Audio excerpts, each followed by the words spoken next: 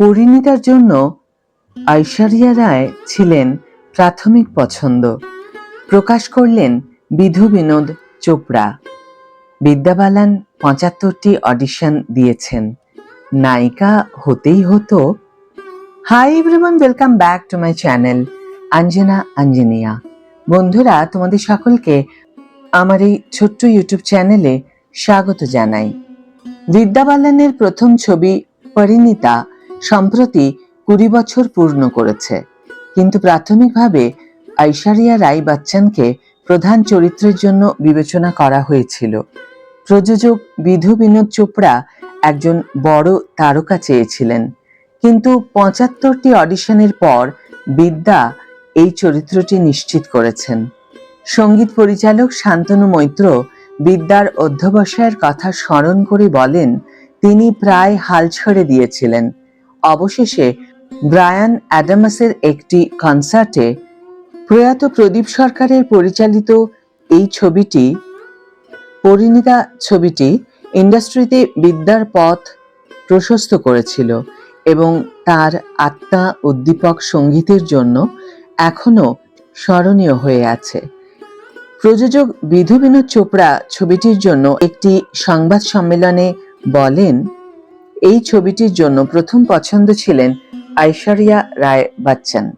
প্রযোজক পরিচালক শেয়ার করেছেন, যখন আমরা পরিণীতার কথা ভাবছি তখনই আমার মনে ঐশ্বরিয়া রায়ের মতো একজন মুখের কথা আসে। চরিত্রটি এমন একটি যার প্রেমে দুজন পুরুষ পড়ে যায়, তাই নায়িকাকে আরো বড় হতে হয়। কিন্তু বিদ্যার অডিশন দেখার পর সবকিছু বদলে যায়। আমি ভাবছিলাম, আমাকে দেখতে দাও, সে কি করতে পারে। সে তাতে সফল হয়েছে, চোপড়া স্মরণ করেন। বিদ্যাকে ৭৫ বার অডিশন দিতে হয়েছে শেষ পর্যন্ত এই চরিত্রে অভিনয় করতে। ছবির পরিচালক, সঙ্গীত পরিচালক শান্তনু মৈত্র বিদ্যাকে চূড়ান্ত করার আগে যে সংগ্রামের মধ্যে দিয়ে যেতে হয়েছিল তার কথা স্মরণ করেছেন। IANS এর সাথে কথা বলতে গিয়ে তিনি বলেন, আমি তাকে জিজ্ঞাসা করেছিলাম সে কি করছে এবং সে বলেছিল যে সে এখানে অডিশনের জন্য এসেছে। আমি বিদ্যা বালানের কথা বলছি। এই গল্পটি তাদের জন্য যারা মনে করে যে যথেষ্ট হয়েছে, আসুন হাল ছেড়ে দিই। মেয়েটি প্রায় ৭৫ বার অডিশন দিয়েছিল এবং প্রতিবারই প্রত্যাখ্যাত হয়েছিল। তুমি কি তার আত্মমর্যাদা কল্পনা করতে পারো? শান্তনুর মতে, পরিচালক প্রদীপ সরকার অবশেষে এত প্রত্যাখ্যানের পর ভিন্ন কিছু চেষ্টা করার সিদ্ধান্ত নেন। সেই সময় অনেক শীর্ষ অভিনেত্রীও একই অডিশন দিচ্ছিলেন এবং তাকে ভূমিকার জন্য ডাকছিলেন। সেই মেয়েটির উপর চাপের কথা ভাবুন। ৭৫ বার প্রত্যাখ্যানের পরের দিনটি আমার এখনো মনে আছে। মুম্বাইতে ব্রায়ান অ্যাডামসের একটি কনসার্ট ছিল এবং সে বলেছিল যে সে এটি করতে যাচ্ছে।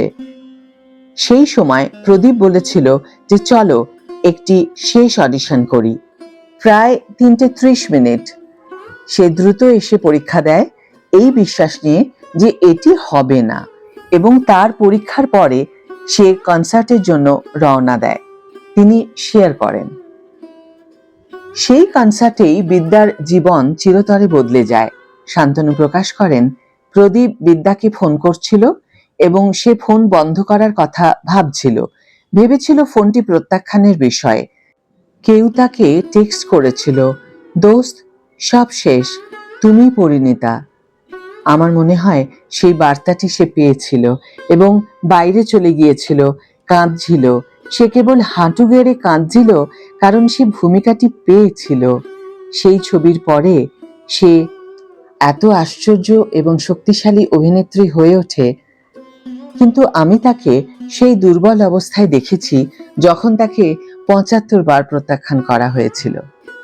এমনটাই বললেন বিধু বিনোদ চোপড়া এবং শান্তনু মৈত্র। আজকের ভিডিও এখানেই শেষ করছি বন্ধুরা। ভিডিওটি যদি ভালো লেগে থাকে তাহলে অবশ্যই একটি ছোট্ট করে লাইক দিও, শেয়ার করো বন্ধু শেয়ার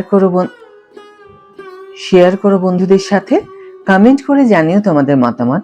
যারা এখনো আমার চ্যানেলটিকে সাবস্ক্রাইব করনি তারা অবশ্যই চ্যানেলটিকে সাবস্ক্রাইব করে আমার পাশে থেকো, আর যারা অলরেডি সাবস্ক্রাইব করে দিয়েছো তাদের জন্য আমার অনেক ভালোবাসা এবং অনেক ধন্যবাদ। আজ তাহলে বিদায় বন্ধু, দেখা হবে পরের ভিডিওতে। ভালো থেকো, সুস্থ থেকো, সঙ্গে থেকো।